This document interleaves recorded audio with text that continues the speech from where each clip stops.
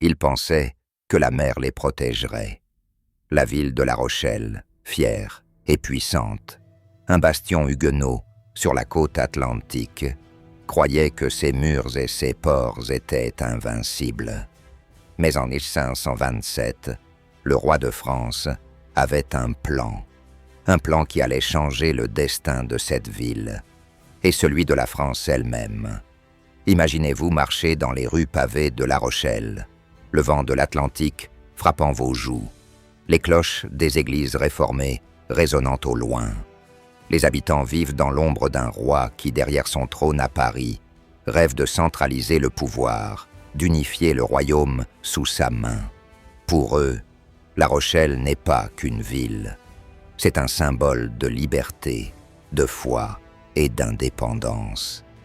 La Rochelle n'était pas une ville comme les autres. C'était une cité fortifiée, riche et autonome. Les Huguenots, protestants français, y avaient trouvé refuge après des décennies de persécution. Ils avaient transformé la ville en une forteresse commerciale et militaire, capable de rivaliser avec le pouvoir royal. Mais cette indépendance inquiétait Louis XIII et son ministre, le cardinal Richelieu. Pour eux, le royaume ne pouvait tolérer une ville qui refusait de se soumettre. Le roi et Richelieu ne parlaient pas seulement de politique, ils parlaient de pouvoir. La centralisation du royaume était une priorité. Si La Rochelle résistait, d'autres villes pourraient suivre son exemple. La monarchie serait alors en danger. Richelieu savait que pour renforcer le pouvoir du roi, il fallait montrer que personne, pas même une ville fière, ne pouvait défier l'autorité royale. En septembre 1527, l'armée royale commence à se rassembler autour de La Rochelle. Des milliers de soldats, des ingénieurs militaires, des canons et des bateaux.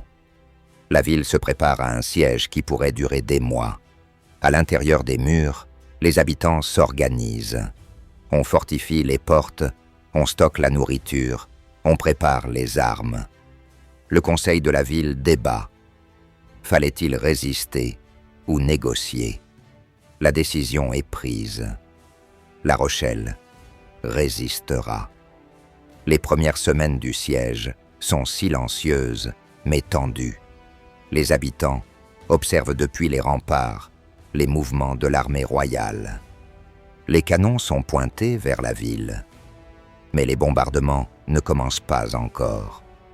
Les deux camps se jaugent, testant la patience de l'autre. À l'intérieur, la peur se mêle à l'orgueil. Chaque jour, les citoyens se demandent s'ils tiendront. Les enfants courent entre les maisons, inconscients du destin qui se joue autour d'eux. À l'extérieur, Richelieu supervise les opérations. Il a un objectif clair: isoler La Rochelle du reste du monde. Il faut couper l'approvisionnement en nourriture et en armes. Les Huguenots, malgré leur détermination, comprennent qu'ils sont en train d'être enfermés dans un piège. Les canons sur les navires royaux bloquent le port. Les renforts et les vivres envoyés par la mer sont interceptés. La Rochelle est progressivement étranglée. À l'intérieur des murs, la vie continue, mais sous tension.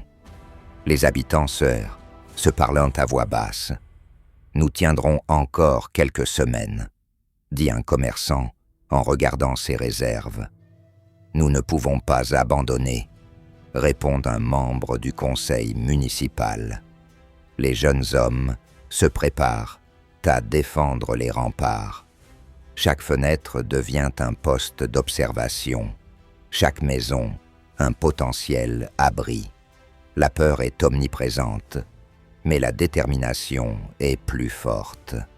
Pendant ce temps, Richelieu met en œuvre une stratégie ingénieuse. Il construit une digue pour bloquer l'accès maritime. Il ne s'agit pas seulement d'un barrage physique, c'est un message. La monarchie n'accepte aucune résistance. Les Huguenots peuvent se battre, mais ils ne pourront pas compter sur le soutien extérieur. Les renforts anglais, qui avaient promis d'aider la ville, sont ralentis et incapables de pénétrer le blocus. La Rochelle devient une prison à ciel ouvert. À l'intérieur, les tensions montent. Les habitants, affamés et fatigués, commencent à douter. Les médecins et les prêtres, observant la propagation de maladies liées à la faim. Les mères se plaignent, les vieillards s'inquiètent. Mais malgré tout, le Conseil refuse de céder. La fierté et la foi religieuse deviennent des armes invisibles. La ville ne se rendra pas sans combattre. Les mois passent. Les bombardements deviennent plus fréquents. Les nuits sont éclairées par les explosions et le ciel est rempli de fumée et de poussière.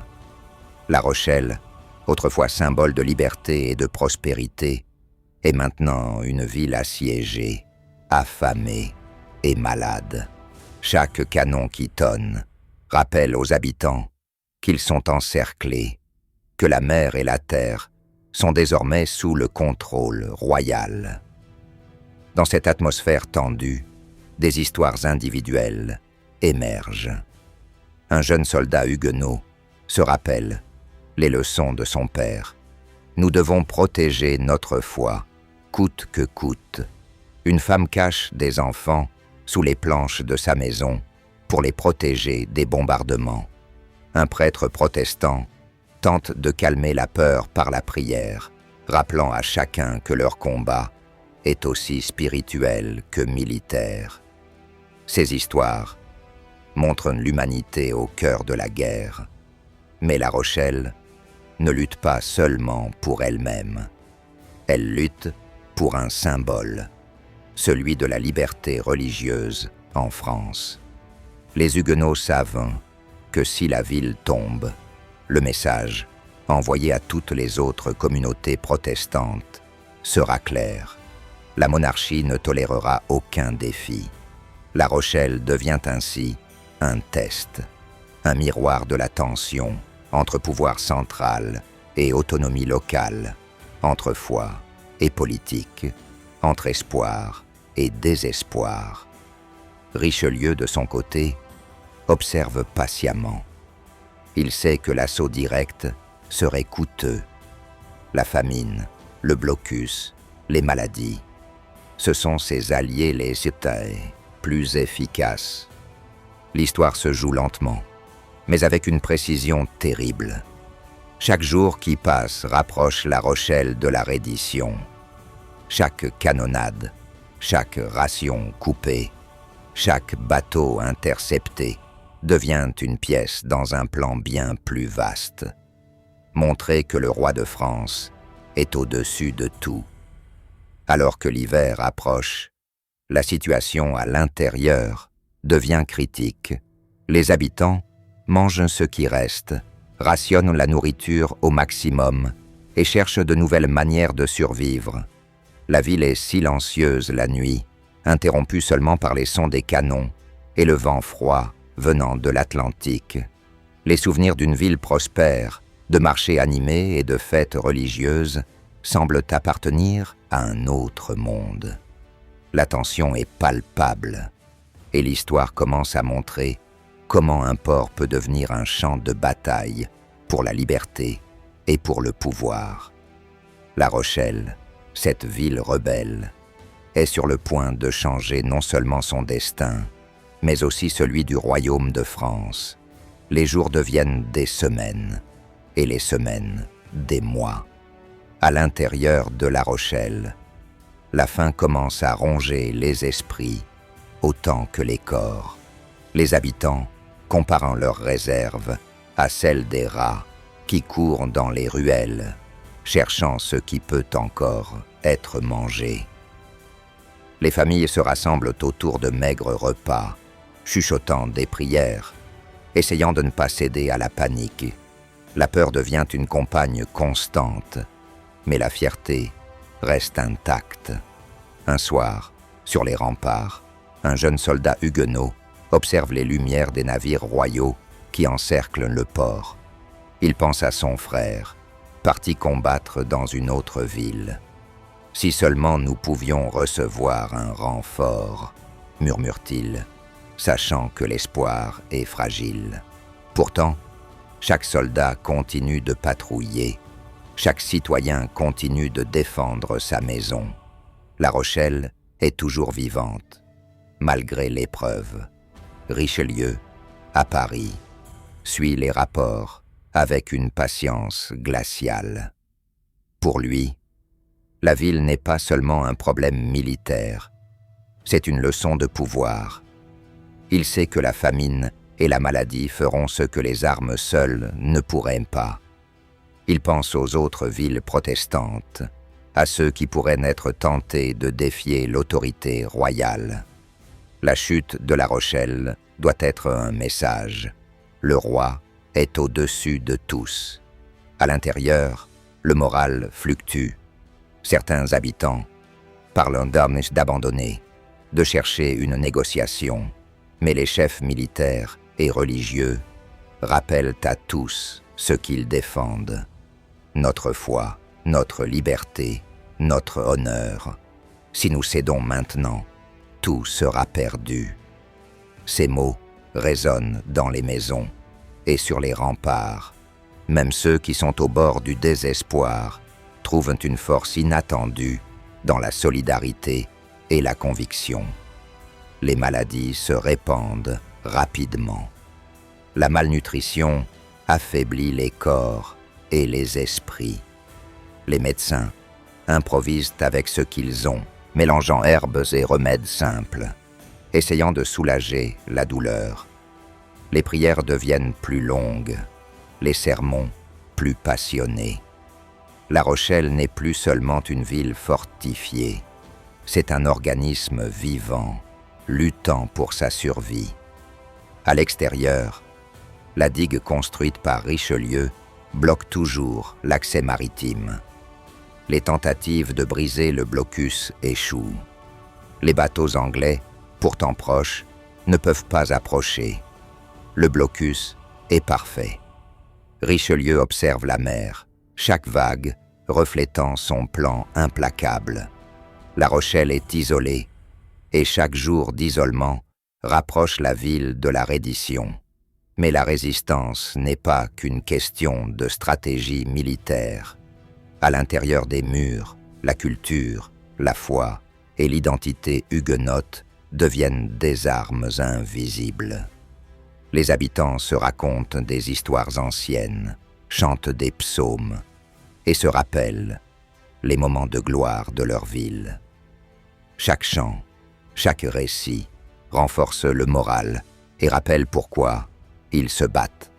La liberté religieuse, cette idée fragile mais précieuse, est le cœur de leur combat. Un matin, un messager arrive avec des nouvelles. Les renforts anglais sont retardés par des tempêtes. Le conseil municipal se réunit immédiatement. Les discussions sont longues, tendues. Certains veulent négocier, d'autres insistent pour continuer la résistance. Nous devons tenir, même si cela signifie mourir ici, dit un capitaine. Nous devons montrer que notre liberté a un prix.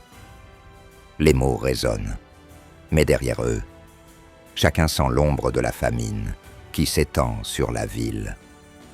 Les bombardements reprennent avec plus de force. Les murs tremblent. Les fenêtres explosent. Et le ciel au-dessus de La Rochelle devient un tableau de feu et de fumée. Les enfants pleurent, les vieillards se recroquevillent, mais les défenseurs restent au poste. Les soldats huguenots observent que les canons, calculent les trajectoires et tentent de protéger chaque maison, chaque citoyen. La ville est en guerre, mais aussi en résistance silencieuse. À Paris, Richelieu réfléchit à la prochaine ère. Il comprend que la famine est efficace, mais que l'attaque finale devra être méticuleuse. Chaque décision est un calcul de vie ou de mort. Il ne s'agit pas seulement de gagner La Rochelle, il s'agit d'écrire l'histoire. La monarchie doit montrer que le pouvoir central est invincible. Toute erreur pourrait inspirer d'autres villes à défier le roi. À l'intérieur des murs, la situation devient critique. La nourriture est presque épuisée et les habitants mangent ce qu'ils peuvent, racines, écorces, parfois même animaux domestiques. Les enfants s'affaiblissent et la peur de la maladie augmente. Les prêtres et les chefs civils tentent de calmer la population, mais chaque jour apporte son lot de désespoir. Pourtant, malgré tout, personne ne veut céder. La Rochelle incarne maintenant un symbole de courage face à un pouvoir écrasant. Les jours de pluie transforment les rues en boue et compliquent la vie quotidienne. Les maisons sont humides, les réserves s'abîment, et chaque mouvement devient difficile. La ville ressemble de plus en plus à un champ de bataille urbain. Les habitants doivent improviser pour survivre, et chaque action, même la plus petite, est un acte de résistance. Dans cette atmosphère tendue, les histoires humaines se multiplient. Une mère cache son dernier morceau de pain pour son enfant. Un jeune homme défie la peur pour porter des messages entre les remparts. Un prêtre réconforte ceux qui perdent soi. Ces moments montrent que malgré la guerre et la famine, l'esprit humain peut résister. La Rochelle n'est pas seulement une ville assiégée, c'est une scène où se joue la lutte entre la survie, la foi et le pouvoir. Et puis, une nouvelle inattendue arrive. Des éclaireurs rapportent que des tentatives de négociation ont lieu à l'extérieur. Richelieu envoie des émissaires proposant la reddition en échange de la vie sauve pour les habitants. Mais à l'intérieur, le Conseil refuse. « Nous ne plierons pas », disent-ils. Chaque mot est une déclaration de défi. La ville, épuisée et affamée, continue de se tenir droite. Le siège dure depuis plus d'1 an maintenant, et La Rochelle montre une résilience presque mythique. Chaque journée est un test de patience, de courage et de volonté. Les habitants comprennent que leur lutte n'est pas seulement contre l'armée du roi, mais contre l'idée même de perdre leur liberté. La Rochelle devient ainsi un symbole de la résistance huguenote et du conflit entre autonomie locale et centralisation royale. Le printemps de 1528 arrive, mais pour La Rochelle, le temps semble s'être arrêté. La famine a affaibli les corps et les maladies ont fait leur œuvre silencieuse. Chaque jour est un combat pour survivre. Les habitants, pourtant, refusent de céder. Les jeunes soldats patrouillent toujours sur les remparts. Les femmes distribuent de maigres repas et les prêtres continuent de prêcher l'espoir. La ville, malgré tout, reste debout. À l'extérieur, Richelieu observe la mer et la ville assiégée. La digue tient, les navires anglais ne peuvent approcher, et le blocus est parfait. Mais il sait qu'il doit accélérer la chute de La Rochelle. L'hiver et la famine ont affaibli la ville, mais il reste encore à pousser les habitants à bout. Il ordonne des bombardements intensifs, non pour détruire complètement, mais pour user les forces et briser le moral. Chaque canon tiré est un avertissement. La résistance a un prix. À l'intérieur des murs, les discussions deviennent plus tendues. Les dirigeants de la ville se réunissent dans la grande salle du conseil, les visages creusés par la fatigue.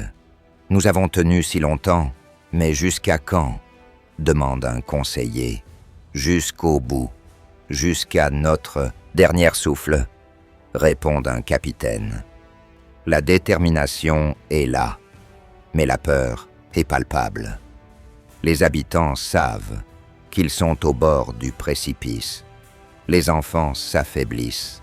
Certains tombent malades. Les mères et les grands-parents pleurent en silence, essayant de cacher leurs larmes. Dans les rues, des groupes de citoyens se relaient pour chercher des restes de nourriture, ramasser les herbes comestibles et préserver les rations.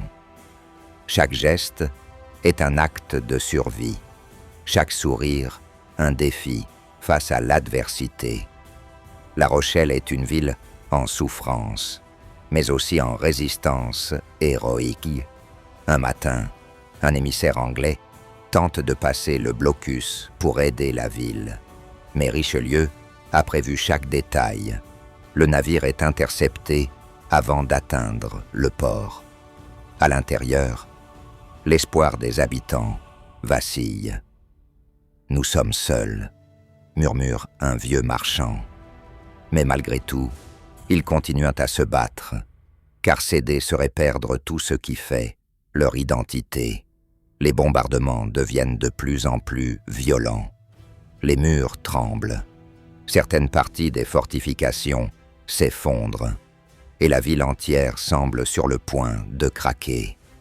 Les habitants travaillent sans relâche pour réparer les brèches, parfois sous le feu des canons.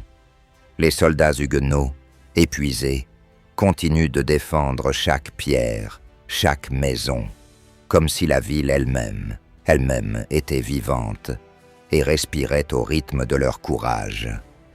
Richelieu, quant à lui, sait que la faim et la maladie font déjà leur œuvre. Il ne veut pas seulement conquérir La Rochelle par la force des armes, il veut conquérir l'esprit de ses habitants. Chaque jour passé à résister sans espoir est un jour de plus où la ville se rapproche de la reddition. Sa stratégie est implacable, presque scientifique, user avant de frapper. À l'intérieur, la vie quotidienne devient un défi permanent. Les habitants se partagent les derniers restes, parfois à peine suffisants pour survivre. Les enfants, faibles et pâles, regardent leurs parents avec des yeux pleins d'angoisse et d'espoir. Les prêtres continuent de prêcher, rappelant que leur combat est autant spirituel que militaire. La Rochelle n'est plus seulement un bastion, mais un symbole vivant de la résistance contre le pouvoir central. Puis vient le moment décisif. En août 1528, après presque un an de siège, la situation à l'intérieur atteint son point critique. La ville est à bout de force, la famine est extrême et les maladies se propagent rapidement. Le conseil municipal se réunit pour prendre une décision historique. Continuer à résister au risque de tout perdre ou négocier pour sauver ce qui reste de la population. Les débats sont passionnés, parfois violents. Les arguments pour continuer la résistance sont forts. L'honneur, la foi, la liberté. Mais les arguments pour la reddition sont irréfutables. Sauver des vies, protéger les familles, éviter l'extinction de la ville. Finalement, la réalité l'emporte. La Rochelle accepte de négocier avec Richelieu. Les émissaires entrent en contact avec les représentants royaux, discutant des conditions de la reddition. À l'extérieur, Richelieu prépare son plan final pour entrer dans la ville, prêt à imposer la volonté royale, mais également à montrer un certain pardon stratégique. La vie des habitants sera épargnée, mais leur autonomie disparaîtra. Le moment où les portes s'ouvrent est à la fois solennel et dramatique. Les habitants, épuisés mais dignes, observant l'armée royale pénétrer dans la ville. Les soldats huguenots abaissent leurs armes, non pas avec honte, mais avec la conscience d'avoir résisté jusqu'au bout. Les femmes et les enfants observent en silence, certains pleurant, d'autres simplement en état de choc. La Rochelle est tombée, mais son esprit de résistance demeure dans l'histoire. Richelieu entre dans la ville avec calme et autorité. Il ne célèbre pas la victoire par des fêtes ou des triomphes bruyants. Sa victoire est silencieuse, presque mathématique. La Rochelle est sous contrôle royal, sa rébellion neutralisée, mais la manière dont il l'a obtenue restera un exemple de stratégie et de patience militaire pour les générations futures. À l'intérieur, les habitants commencent à comprendre l'ampleur du changement. La ville ne sera plus autonome. Les structures de pouvoir locales sont remplacées par des représentants royaux. Les pratiques religieuses huguenotes sont tolérées, mais surveillées et limitées. La liberté qui avait défini La Rochelle pendant des décennies est désormais encadrée par la puissance centralisée du roi. Mais la chute de La Rochelle n'est pas une simple défaite. Elle devient un symbole historique. Les historiens voient dans cette ville assiégée un moment clé de l'évolution du pouvoir en France.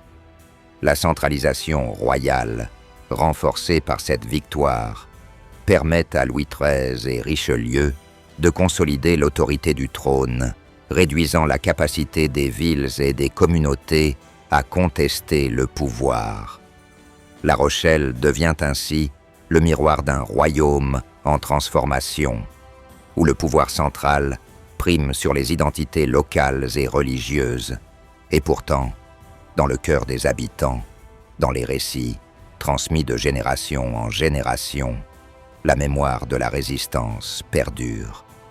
La famine, la maladie, les bombardements, tout cela est gravé dans l'histoire comme un symbole de courage et de détermination. La Rochelle a peut-être perdu la bataille, mais elle a gagné une place dans l'histoire comme bastion de la liberté religieuse et de la fierté huguenote. La Rochelle est tombée, mais son histoire ne s'arrête pas là.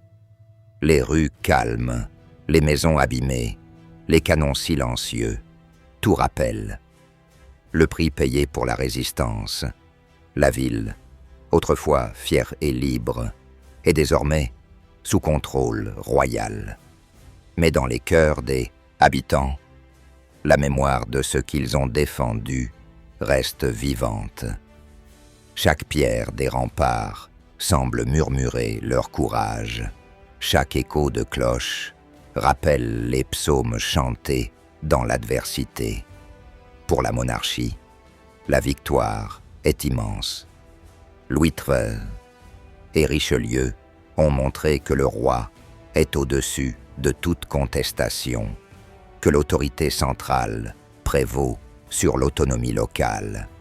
La centralisation du pouvoir est renforcée et d'autres villes protestantes comprennent qu'aucune rébellion ne restera impunie. Le message est clair. La liberté religieuse peut exister, mais elle doit s'inscrire dans le cadre fixé par le pouvoir royal. À l'intérieur de La Rochelle, la vie reprend lentement. Les habitants reconstruisent leurs maisons, nettoient les rues, essaient de retrouver un rythme malgré les cicatrices visibles et invisibles laissées par le siège. Les familles tentent de reprendre une vie normale, mais chaque regard, chaque conversation rappelle les mois d'angoisse et de famine. La ville entière porte les marques de la résistance, et chaque citoyen sait que la liberté qu'ils avaient autrefois est désormais limitée. Pour les Huguenots, la chute de La Rochelle est un tournant. Elle symbolise la fin d'une ère où les villes pouvaient se dresser contre le pouvoir royal avec un espoir de succès. Les communautés protestantes doivent désormais vivre sous la surveillance de la monarchie, avec leurs pratiques religieuses tolérées mais encadrées. Mais malgré tout, l'esprit de résistance ne disparaît pas. Les histoires des héros de La Rochelle, des familles qui ont survécu malgré tout, deviennent des légendes racontées autour des foyers et dans les réunions religieuses. Les historiens et stratèges militaires étudient encore aujourd'hui le siège. La combinaison du blocus, de la famine et de la patience stratégique de Richelieu est vue comme un exemple de maîtrise militaire et politique. Mais au-delà des stratégies et des plans, l'histoire montre le coût humain, des milliers de vies affectées, des familles brisées, une ville traumatisée. Chaque victoire a un prix, et celui de La Rochelle restera gravé dans les mémoires comme un rappel brutal que le pouvoir central peut triompher, mais jamais effacer le courage et la détermination des hommes et des femmes. La ville, pourtant, survit. Ses habitants s'adaptent à la nouvelle réalité, reconstruisent leur commerce, reprennent leur métier et tentent de maintenir leurs traditions religieuses malgré les restrictions. La mémoire du siège devient un outil de cohésion. Elle rappelle que même face à l'écrasante puissance royale, l'esprit humain peut résister, se soutenir et se relever. La Rochelle devient ainsi un symbole double, celui de la centralisation du pouvoir en France, mais aussi celui de la résilience face à l'oppression. Les leçons du siège dépassent les murs de La Rochelle. Elles touchent la France entière. La monarchie gagne en autorité, mais elle apprend également que le contrôle absolu demande patience et stratégie. Les Huguenots, quant à eux, comprennent que la survie passe par la prudence et la solidarité. Cette tension entre autonomie locale et pouvoir central, entre foi et politique, façonne le paysage politique français pour les décennies à venir. Aujourd'hui, La Rochelle reste dans les mémoires comme un symbole de courage et de sacrifice. Ses remparts, ses rues et ses ports racontent l'histoire d'une ville qui a résisté à un roi, d'une communauté qui a lutté pour sa foi et sa liberté. Les touristes, les historiens et les habitants continuent de marcher sur ces pierres, se rappelant que chaque victoire du pouvoir central a été contestée par des hommes et des femmes ordinaires, animés par un courage extraordinaire. Mais au fond, l'histoire de La Rochelle n'est pas seulement celle d'un siège ou d'une guerre. C'est l'histoire de la liberté, de la résistance et de ce que signifie défendre ce en quoi l'on croit. C'est l'histoire d'une ville qui a défié un roi, qui a tenu tête à la famine et au canon, et qui a laissé un héritage durable dans l'histoire française. Le siège de La Rochelle rappelle à tous que la liberté et le pouvoir sont souvent en tension, et que chaque choix, chaque décision, chaque acte de courage façonne l'avenir. Alors que les canons se taisent et que le silence reprend, on peut presque entendre les voix des habitants. Nous avons perdu, mais nous avons résisté. Nous avons souffert, mais nous avons tenu. Ces mots, simples mais puissants, résonnent encore aujourd'hui comme un rappel que l'histoire n'oublie jamais ceux qui se battent pour leur liberté, même face à des forces écrasantes. Le siège de La Rochelle reste un moment clé de l'histoire française. Il symbolise la tension entre centralisation et autonomie, entre foi et pouvoir, entre survie et résistance. C'est un rappel que l'histoire se construit non seulement avec des victoires, mais aussi avec le courage de ceux qui refusent de céder. Et même si La Rochelle a dû plier sous la force du roi, son esprit de résistance continue d'inspirer les générations suivantes. Si cette histoire vous a captivé, souvenez-vous que l'histoire n'est pas seulement dans les livres. Elle est partout, dans chaque pierre, dans chaque ville qui a osé résister. Et maintenant, abonnez-vous pour ne rien manquer des histoires qui façonnent notre monde.